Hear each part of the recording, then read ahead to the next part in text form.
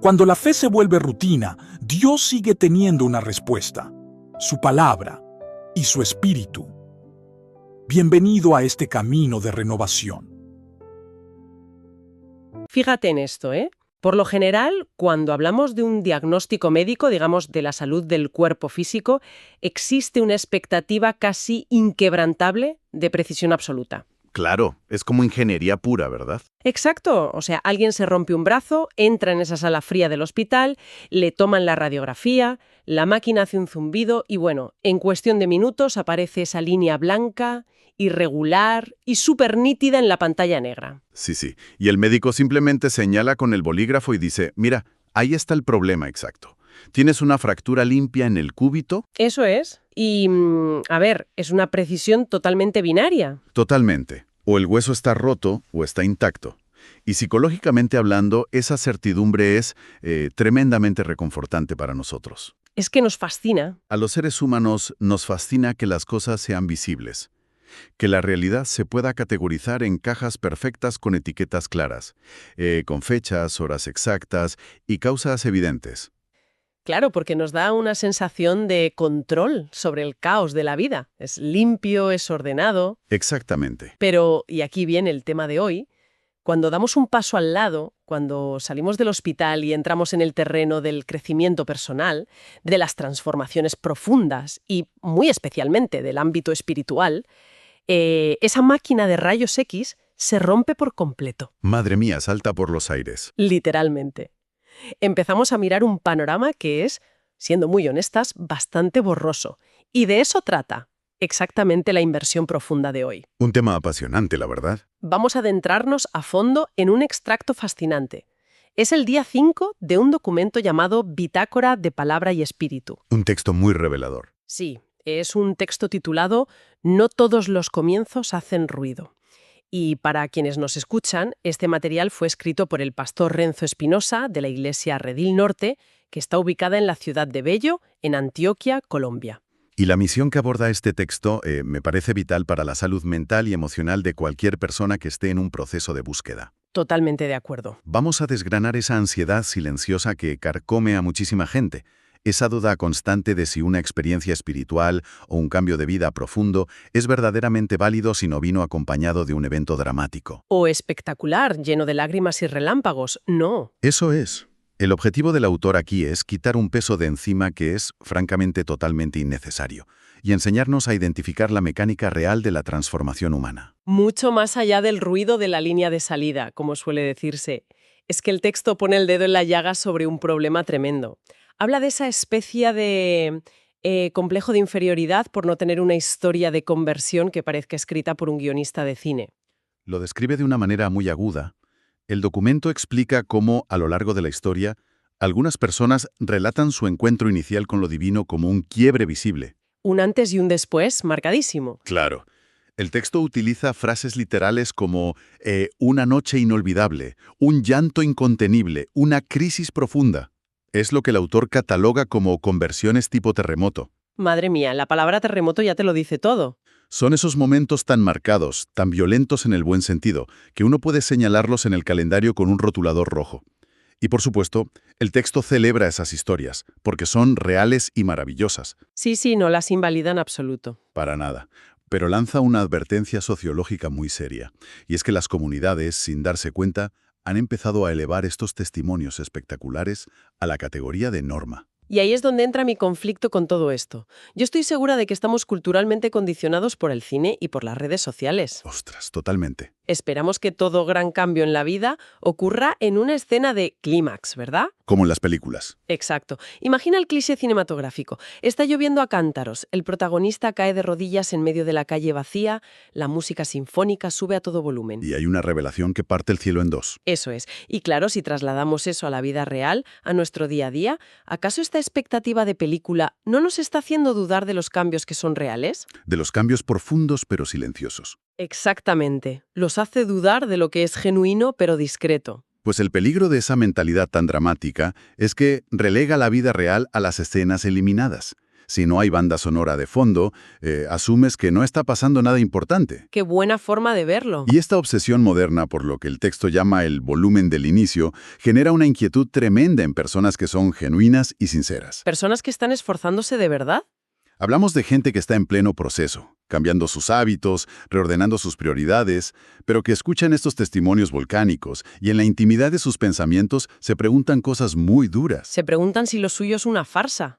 Se dicen a sí mismos, me lo estoy inventando, porque yo no sentí esa sacudida eléctrica. Es como si asumiéramos que la autenticidad de una semilla dependiera del ruido que hace al caer en la tierra. Qué gran analogía, es durísimo vivir bajo ese estándar. Durísimo, comparando constantemente el silencio del proceso propio con el estruendo del proceso ajeno. Porque si te quedas esperando el terremoto, te pierdes por completo de la transformación sutil que ya está operando en tu día a día. Claro. Entonces, si el ruido no es la métrica adecuada, si el cambio real no siempre viene como un terremoto, la gran pregunta es, ¿cómo opera realmente? Y aquí es donde la bitácora da un giro espectacular. Esto nos lleva a explorar una figura brillante que usa Jesús y que el pastor Renzo rescata en su texto, la metáfora del viento. Y es una metáfora que sinceramente cambia las reglas del juego. Históricamente, intentar conceptualizar lo espiritual siempre ha chocado con las limitaciones del lenguaje humano. Es que las palabras se quedan cortas. Siempre. Pero esta figura del viento rompe con nuestra necesidad de control. Totalmente. El texto cita el Evangelio de Juan, capítulo 3, versículo 8, donde se afirma, el viento sopla de donde quiere. Una frase cortísima pero potentísima. Me detengo a pensar en las opciones disponibles. Podría haber elegido la roca, que representa estabilidad absoluta, O el fuego. que es puramente dramático y destructivo. Exacto. Pero elige el viento. Porque el viento desafía la domesticación humana. Analicemos la física y la psicología detrás de esto, ¿vale? A los seres humanos no nos gusta el viento porque no podemos meterlo en una caja. No lo puedes empaquetar, claro. No puedes programar una ráfaga de aire. No sigue nuestras fórmulas emocionales ni obedece a nuestras líneas de tiempo. Va por libre, completamente. A veces la transformación llega como un vendaval que arranca el tejado de tus antiguas creencias. Sí, es verdad. Pero otras veces, y aquí está la clave del documento, es una brisa tan suave que apenas mueve el cabello. ¡Ostras! ¡Qué bonito y qué cierto! La lección fundamental es la soberanía de ese movimiento. No requiere de nuestra coreografía emocional para hacer real. Vale, pero aquí tengo que hacer de abogada del diablo un momento, Adelante. porque me surge un reto intelectual importante. Si decimos que este proceso de cambio es como el viento, que es impredecible, que es invisible por naturaleza, que a veces es solo un susurro que ni se nota, Ya sé por dónde vas. ¿no suena eso a la excusa perfecta? O sea, es la coartada ideal para justificar la inercia, es decir, ¿cómo evitamos el autoengaño? Es una pregunta buenísima. ¿Cómo diferenciamos esa brisa silenciosa de la simple inactividad donde realmente no ha pasado nada de nada? Es una objeción brillante y absolutamente necesaria para quienes nos escuchan. Y el texto no esquiva esa bala. De hecho, da una respuesta contundente basada en la misma metáfora. A ver, cuéntanos. La física nos dice que el viento es invisible. De acuerdo, nadie ha visto jamás el viento en sí mismo. Pero el viento tiene fuerza cinética. Siempre mueve algo. Siempre desplaza algo. No ves el viento, pero ves las ramas de los robles doblándose. Ves las hojas volando por la calle. Claro, notas que hace frío o calor. Sientes que la temperatura de la atmósfera ha cambiado. El origen de la obra divina puede ser un misterio insondable. El momento exacto de inicio puede ser indetectable, pero sus efectos en la realidad material y psicológica son innegables. O sea, resumiendo, no me pidas que te dibuje el viento, pero te puedo mostrar el árbol inclinado. Exactamente. El error es intentar rastrear el viento hasta su punto de origen para validarlo. Es como buscarle 3 pies al gato. Tal cual. No se trata de reconstruir en qué minuto exacto o bajo qué crisis emocional comenzó todo. Se trata de tener la honestidad de observar la realidad presente y reconocer, oye, la atmósfera de mis afectos y decisiones ha cambiado irrevocablemente. Qué pasada de concepto. Ver las hojas moverse. Y eso encaja perfectamente con cómo el devocional transita hacia la manifestación práctica de estos efectos. Sí, da un paso más allá. Porque abandona la figura del terremoto y nos introduce a la mecánica del amanecer. Es un contraste poético y a la vez muy técnico que hace el autor. Pensemos un momento en la rotación de la Tierra. A ver. Un amanecer es un evento de una magnitud cósmica impresionante, pero no hace ruido. 0 decibelios. No suena una alarma en el cielo cuando el sol cruza el horizonte. Comienza con una degradación de colores casi imperceptible.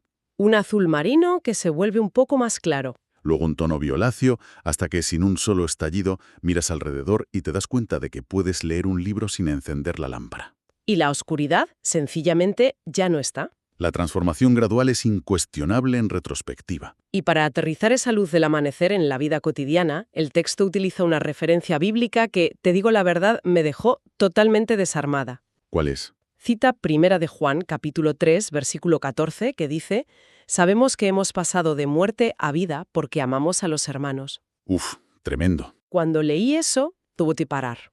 Porque si estamos hablando de pasar de la muerte a la vida, uno esperaría una evidencia mística, levitaciones, visiones celestiales. Luces de neón. Exacto.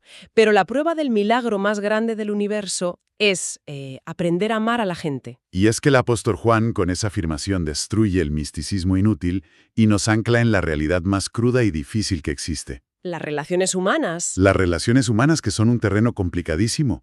Fíjate en la profundidad sociológica de esto. La naturaleza humana, por defecto, tiende al egoísmo, A ir a lo nuestro, claro. a la autopreservación y a la indiferencia hacia el otro. Que una persona desarrolle una capacidad genuina, sostenida y sacrificada de amar a sus semejantes es una anomalía en el sistema. Especialmente aquellos con los que no comparte sangre o una afinidad natural, ¿no? Eso es. Es la hoja del árbol moviéndose violentamente.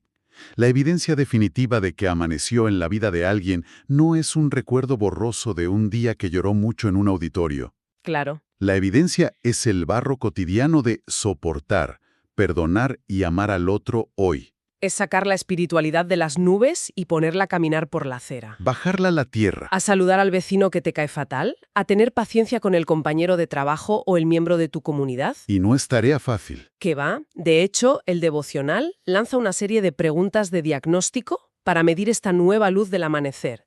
Y son de un calibre muy distinto a las que solemos escuchar. Son preguntas que van a la raíz. Atención a la lista que propone, que tiene tela. Hay un amor nuevo por Cristo. Hay una lucha nueva contra el pecado. Ajá. Hay una sensibilidad nueva a la palabra. Un deseo nuevo de caminar con el pueblo de Dios. Tristeza cuando se entristece al espíritu. Gozo cuando Cristo es honrado. Una lista muy reveladora. Te digo una cosa, ninguna de estas preguntas indaga sobre el volumen de la conversión inicial. Cero. Porque están diseñadas para medir la trayectoria, no la velocidad de despegue. ¡Qué buena frase esa! Si analizamos la psicología de estas preguntas, nos daremos cuenta de que todas apuntan a una reconfiguración de los deseos internos. De lo que realmente queremos. Claro, el cambio de afectos es el mecanismo más profundo de transformación humana. No te preguntan si ya eres perfecto, ¿eh? Te preguntan si hay una lucha nueva. Exactamente. Antes, ciertas actitudes destructivas eran cómodas, formaban parte del paisaje. Ahora, producen fricción y tristeza. Ya no encajan. Ese cambio de polaridad magnética en el interior, esa nueva sensibilidad hacia lo que antes ignorabas, es la prueba irrefutable de que la raíz del árbol ha mutado. Y esos procesos callados son monumentales, ¿verdad? Absolutamente. Cuando simplemente te levantas un martes cualquiera y te das cuenta de que aborreces lo que antes amabas. No deben subestimarse bajo ninguna circunstancia. Es la imagen perfecta de la semilla. Otra gran metáfora. Tú entierras una semilla, la cubres de tierra y desde la superficie, durante días o semanas, el paisaje es de una esterilidad y un silencio absolutos. No se ve nada. Nada de nada, no hay fuegos artificiales bajo el suelo. Todo el milagro de la germinación, la ruptura de la cáscara, la primera raíz buscando agua. Todo ocurre en la más estricta oscuridad. Así es. Pero claro, si entendemos que este crecimiento es un proceso gradual, como el amanecer o como esa semilla bajo tierra, surge una cuestión de pura supervivencia práctica. Y muy necesaria. ¿Cómo se alimenta esa nueva vida? Porque una semilla necesita agua. Y un amanecer necesita que no cerremos las persianas. Lógico. ¿Cómo cultivamos esa nueva sensibilidad y ese deseo de caminar junto a otros? Esa es la encrucijada donde la teoría tiene que convertirse en acción, sin duda. Hay que mojarse. Si hemos establecido que la vida nueva ya está operando, incluso si es solo un brote minúsculo e invisible para el resto del mundo, el siguiente paso lógico es la exposición a un ecosistema que la nutra. Porque solos no podemos. El aislamiento es el mayor enemigo de un proceso gradual. No puedes cultivar el amor por los hermanos si vives encerrado en una isla intentando descifrar tu propio misterio en solitario. Y es exactamente por eso que esto se conecta con algo muy tangible y urgente para quienes nos escuchan hoy. Una gran oportunidad. Para proveer ese ecosistema, para nutrir estos procesos que a veces son tan silenciosos pero que tienen el potencial de cambiar un destino entero, el pastor Renzo Espinosa va a comenzar una nueva serie de predicaciones. Una cita importantísima. Y esto ocurre ya, este mismo fin de semana, el 11 y 12 de abril, en la iglesia Redil Norte, allá en la ciudad de Bello. Y me parece fundamental mencionarlo, no como un simple anuncio de agenda, No, para nada. sino como la respuesta real al problema del aislamiento que venimos discutiendo. Absolutamente. Si miramos el valor estratégico y espiritual de sumergirse en una serie como esta, es la materialización de lo que hemos hablado, Es la práctica pura. de la que hablamos. Qué buena imagen. Ofrece algo invaluable para el individuo moderno. Contexto. Le va a proporcionar a los asistentes un espejo donde podrán ver que sus procesos graduales, confusos y silenciosos, son normales. Y son totalmente válidos. Y va a ser una herramienta crucial para desarticular esa trampa de la comparación, fortaleciendo precisamente esos nuevos afectos de los que habla el texto de la bitácora. Además, pensémoslo desde el ángulo del compañerismo. Es el laboratorio perfecto para poner a prueba el versículo ese de amar a los hermanos. Totalmente. Porque no hay forma humana de validar ese amor fraternal si no estás ahí compartiendo el mismo oxígeno, viéndole la cara a personas que son distintas a ti. Congregándose en comunidad, que es donde surgen los roces, pero también el crecimiento. Es la diferencia entre leer un libro sobre el calor del fuego y sentarse alrededor de una fogata con otras personas. Fíjate. Me encanta esta comparación. La iglesia Redil Norte en estos días se convierte en ese espacio seguro para que la gente deje de medir el volumen de su conversión y empiece a observar los frutos de su transformación. Es llevar la introspección teórica a la arena de la práctica relacional.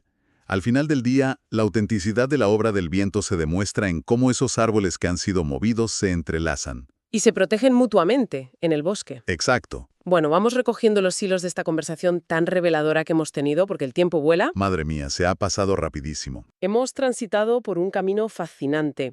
Arrancamos desmontando el mito del terremoto espiritual, esa trampa paralizante que nos hace sentir fraudes por no tener una historia de película. Un peso que por fin nos quitamos de encima. Entendimos por qué la figura del viento es tan poderosa. No la controlas, no hace ruido siempre, pero invariablemente cambia la atmósfera y mueve las hojas de tu vida. Siempre deja rastro.